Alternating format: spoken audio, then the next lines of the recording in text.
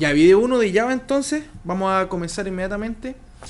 Cabe destacar que Java es un lenguaje de programación multiplataforma, o sea, quiere decir que corre tanto en Windows, en Linux como en Mac.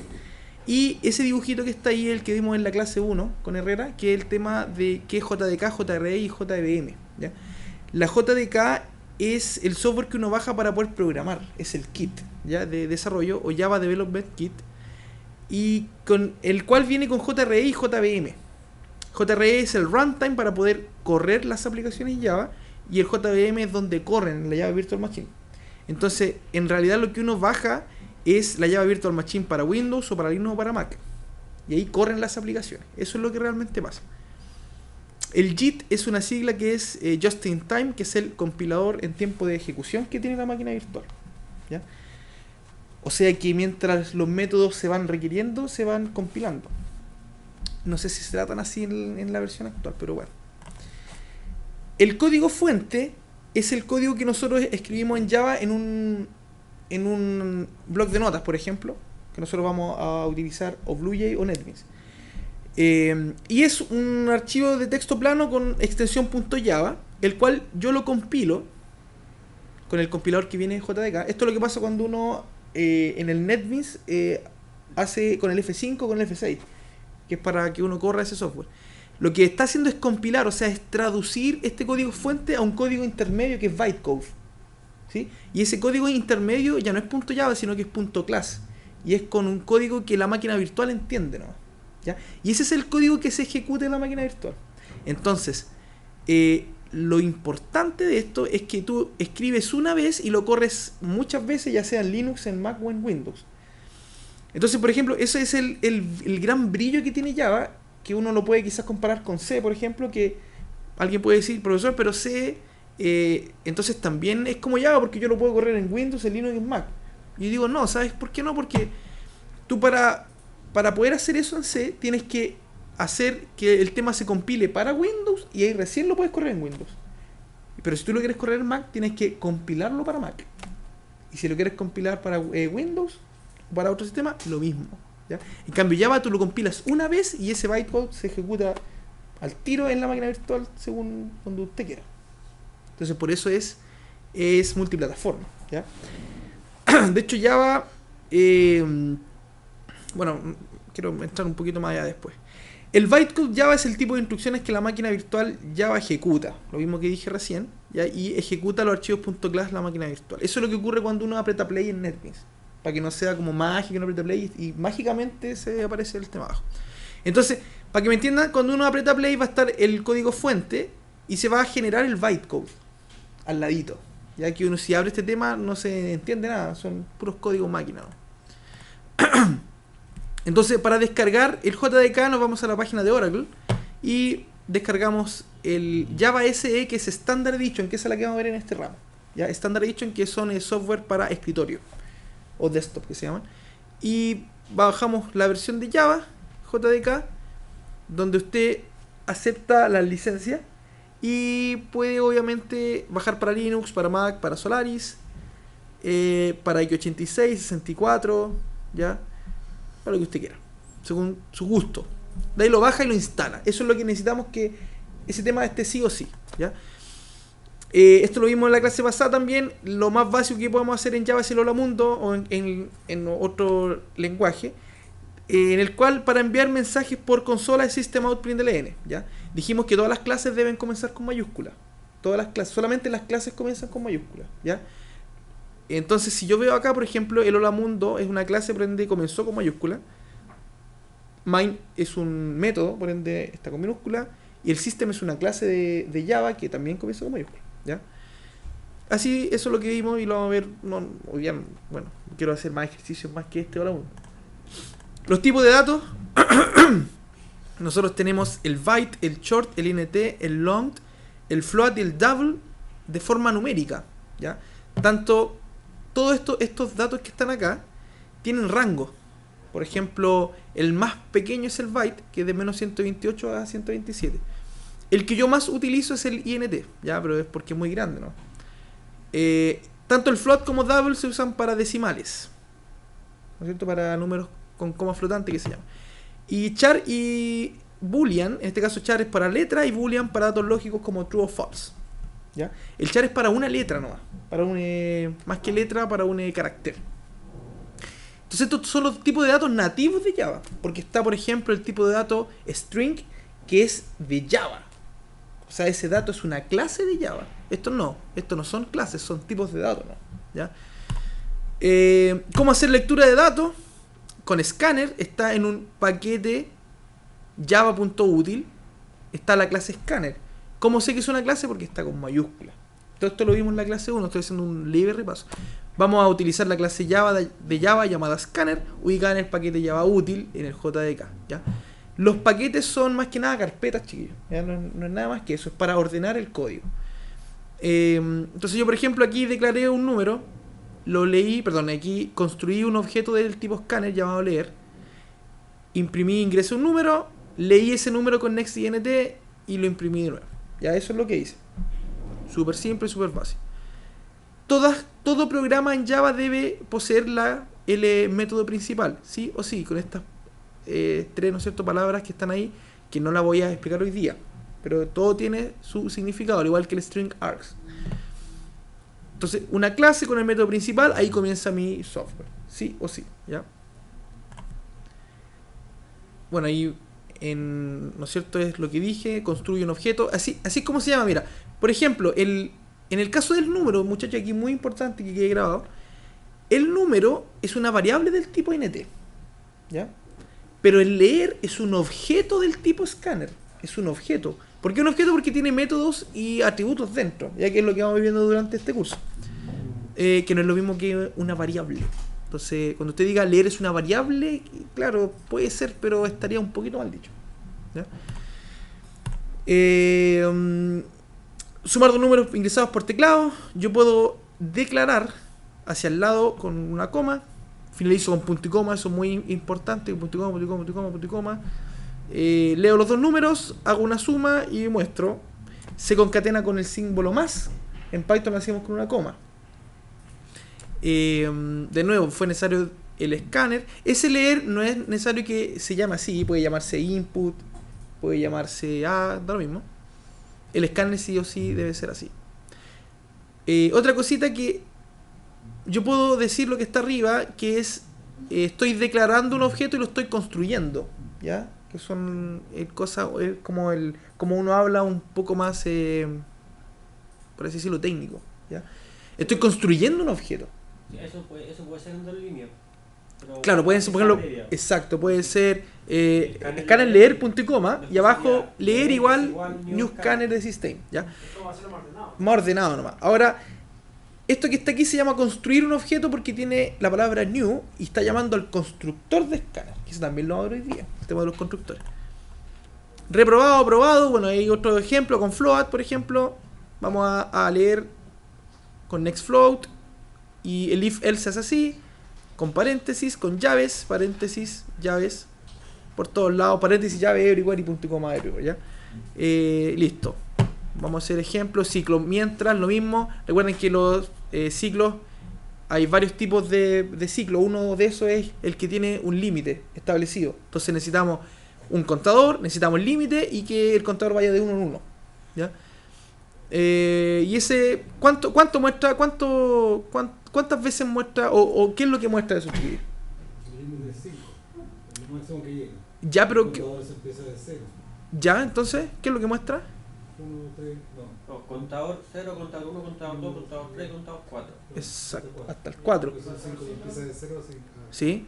Y si yo Porque menor al límite, el límite es Claro. 5, va a llegar hasta el 4. si afuera del ciclo tengo un south o un system out con el cont, ¿qué es lo que muestra? El contador, Vamos. el número de vueltas que dio. ¿Pero cuántas? 4. 5. 4 o 5. A ver, póngase de acuerdo. Ya, tú dices 5, tú dices 4. ¿Y tú, Herrera? Si yo tengo afuera del ciclo un south cont, uno dijo 4 y otro dijo 5. Al revés. ¿Qué es lo que dice Herrera? Yo pienso que 5. 5. Va a mostrar 5. Porque Cuando sea 5, no entra. Porque decir 5 menor a 5 y salió y el contador quedó en 5. Menos mal que no quedó en 4. Sí, Ya no porque se ponga no- ordinario Herrera, no se ponga ordinario Herrera. No, ya no. Era una talla, era No, fome la pues, talla, si me era quedan fome. Sí, porque quedan 5. No, pero ya, tiene razón, ya. Algunos métodos de la clase, bueno, aquí hay una cosa muy importante que van a tener que investigar, muchachos. Porque yo la voy a ir viendo durante el camino, pero para que vayan más o menos practicando, que hay algunos métodos de la clase string que están acá, ¿ya? De los cuales yo, por ejemplo, hoy día voy a ver estos dos. O de hecho no voy a ver ninguno hoy día, ¿ya? Porque no... Quiero ver el tema de las clases hoy día. De las clases, objetos y más o menos centrarme en eso. O sea, todo lo que estoy viendo hoy día va a estar arriba en el Facebook, ¿ya? Para que lo puedan ver. Pero estos métodos, charate, contains, equal, ignore case, length, replace all, to lowercase, to uppercase, trim y split, son lo que vamos a utilizar durante el semestre y durante el otro ramo. Entonces sería bueno que ustedes vayan investigando qué hace cada uno de esos métodos, ¿ya? El cuarto Eh, para ver el número este, ¿eh? ¿Perdón? El cuarto, el length. como- El length. El length es para ver el largo de ese string. Es como el length de Python. El otro, Sí. el segundo, el contenido. Como el que vimos ayer acá con los chiquillos. Son Después similares. reemplazar todo. Reemplazar todo. Bueno, ahí ustedes investiguen y hacen ejemplos, ¿ya? El tercero es igual ignorando la mayúscula. Exacto. El cuarto es la minúscula, perdón, todo lowercase en la minúscula, todo minúscula Sí. o todo mayúscula, Sí. split es separar. Separar. Y el trim. no, Qué no. densa. Ahí investiga el tercero trim. Se ocupa, por ejemplo, cuando colocan el correo, ignora la mayúscula. Claro. Claro, Claro. claro. Claro. O algunas contraseñas, no sé. Bueno, pues ahí. Sí. El charate, no, tampoco. ¿Cuál es? Ya, ahí lo investigo, ¿no? Sí, lo Sí, investigo. no- Programación en tab objeto, muchachos. Dejar contigo el video, ¿eh? Luego no estoy grabando. Así. Y ahí entramos en tierra derecha, porque este ramo se llama Fundamento de Programación Orientada a Objetos. O sea, ya no es solamente programar hacia abajo como lo hacíamos en Python o en una pura hoja o con solamente el tema de las variables. Si usted programa en Java con variables solamente, quiere decir que estaba aprendiendo nada, porque sería mejor, no sé, programa en C, ¿ya? Entonces, hay que programar con ese tema de la orientación a objetos. Primero, busqué un significado que lo encontré muy bueno. Yo sé que está de Wikipedia, ya que todos odian Wikipedia, yo no. Encuentro no un buen sitio para sacar información, pero para estas cosas que son un poco más simples. Es un paradigma de programación, quiere decir que es una forma de programar, un estilo de programación, ¿ya? Donde los objetos son el ente principal, ¿ya? Los objetos de la vida real, entre comillas, o los que interactúan en el software, ¿ya? Y sirve para diseñar aplicaciones. Diseñar, ¿ya? Todos los software que ustedes quieran hacer de aquí en adelante van a tener que analizar cuáles son los objetos que interactúan en ese software. Si es un software de venta, el objeto venta, el objeto producto, el objeto, no sé, puede ser cliente, vendedor, ¿ya? Que en base de datos son entidades, ¿ya? Creo que estás con base de datos, ¿no? Sí. Tú, Rubio, estás con base de datos. Se creó en los años 70. Los objetos son elemento fundamental de la programación orientada a objetos y obviamente para dar una solución a una problemática de mejor manera, ¿no? ¿Ya? Los software quedan bastante bonitos cuando están así con este tema, orientación a objetos, ¿ya? Y ese tema se nota, entonces con el tiempo van a quizás poder hacer eso. Entonces hay varios términos que necesito que ustedes manejen. Por ejemplo, que una clase es la plantilla para crear objetos. Es como el plano para crear casas es la clase para crear objetos. Yo desde una clase le doy qué es lo que va a poseer un objeto, pero sin los datos. Por ejemplo, voy a decir que el alumno va a tener un root y un nombre, pero yo no le voy a dar el root y el nombre. Es la definición de lo que va a tener el alumno. Y cuando eso tiene datos, es un objeto ya. ¿Ya? Entonces, una clase es una plantilla para crear objetos. De una clase se puede crear muchos objetos. La clase define las características y comportamientos ¿Profesor? que se llaman atributos y métodos. ¿Mm? Una clase ya siendo como el plano de una casa, ¿no? Exacto, el plano de una casa. Porque yo de un plano puedo construir una villa y de una clase puedo construir muchos objetos. Es que es modelo para construir objetos. Claro, exacto. Ah, Características y comportamiento. La clase tiene, muchachos, tiene atributos, que son características. Tiene métodos, que son las funciones que tiene. Y los constructores, que es para poder construir esa clase. ¿Ya? Las características son los atributos y los comportamientos son métodos. Y aquí pues en grande son las definiciones. Las clases no poseen datos. No es lo mismo un atributo que un dato, muchachos. Un dato es un número, un nombre, una letra. Eso es un dato. Un atributo es una variable, un objeto más quizás. Ya, no confundir en eso. Un ejemplo, una clase alumno tiene root, nombre completo, edad y dirección. Entonces yo definí las características sin darle un valor. Entonces eso es una clase. Y yo la llamaré alumno. Muy importante, muchachos. Todas las clases comienzan con mayúsculas. ¿Ya? Todas las clases comienzan con mayúsculas. Y deben ser en singular. Por ejemplo, alumno y no alumnos. ¿Ya? ¿Y eso por qué? No es porque ya van bien o algún error, sino que por un estándar de programación. ¿Ya? Y si fuéramos más allá del estándar, deberíamos nosotros hacer el software en inglés, que es el estándar de la cuestión. ¿Ya? O por convención, como se llama. Por convención las clases deben ir con mayúsculas. Así que el que sorprenda con la clase con mayúscula, le pego. Con minúscula. Perdón, con minúscula. Profesor, usted mismo ahí. Sí, ahí Me castigo. me castigo, le pego. Un combo con una manopla. Imagínate cómo y ando con la manopla ahí. No, mentira. Ya. Por lo menos como yo. Claro, también. Los métodos, por ejemplo, de la clase alumno, ver ficha alumno, que podré quizás mostrar alguna información del alumno o actualizar la dirección. Que hoy día yo quiero ver el tema de los accesadores y los mutadores, que son los get y set. Ya, aquí vamos a ver qué es lo que son. Solo comportamiento de un alumno, siempre, y aquí puse siempre pensando en un sistema informático. ¿Por qué razón? Porque cuando usted busca algún ejemplo de clase y objeto en internet, suele, por ejemplo, salir el ejemplo de la clase perro, donde el atributo es raza, por ejemplo, nombre quizá, y como método ponen comer, correr, dormir. Entonces uno dice, el comportamiento perfecto. Pero el correr, el correr del perro no sé cómo hacerlo en un software informático. Entonces siempre pensando en un sistema informático. Alumno, por ejemplo, yo nunca puse acá que el alumno, no sé, pues, come. Claro, eso lo hace el alumno, pero no en el sistema. Entonces, siempre pensando en el sistema informático. Puede ser horario. Ver horario, ¿no es cierto? Fue un buen método. Notas. Ver notas. El objeto es una abstracción de algún hecho o ente del mundo real con atributos que representan sus características y métodos que emulan su comportamiento o actividad. Y aquí atención, entramos en los tecnicismos. Un objeto es una instancia de una clase. ¿Ya? Ese es el nombre técnico. Ya posee datos propios. Entonces un objeto es una instancia de una clase. Ese es el nombre técnico. Es una instancia. O sea, yo voy a instanciar a la clase alumno. Quiere decir que voy a crear un objeto del tipo alumno. ¿Ya? Para que vamos manejando el tema de los tecnicismos. Aquí algún ejemplo. Yo instancié obviamente a la clase alumno. Creé 3 objetos llamados A1, A2, A3. Y ya le di datos. ¿Sí? Entonces un objeto es una instancia de una clase. O sea, ya posee los datos. Tal cual como eso. Así tal cual. Algunos lenguajes de orientación a objeto tenemos Java, Python. Python también es orientado a objeto, también podemos hacer lo mismo. De hecho, nosotros hicimos las clases igual.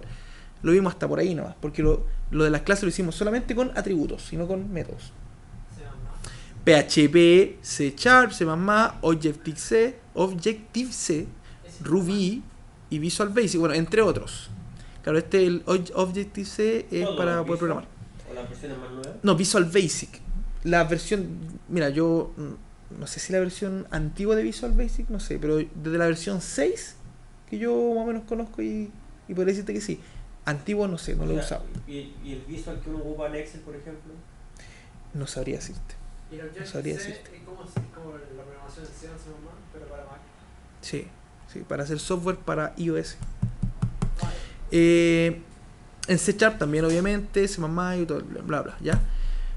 Ejercicio ese lo quiero dejar para después y el diagrama de clases también, ¿ya? Lo quiero dejar para la otra clase. Y ahí el video quedó hasta aquí para que hagamos los ejercicios. Y lo que vamos a usar va a ser NetBeans, ¿ya? Para que lo descarguen. Mira, quedó demasiado largo el video.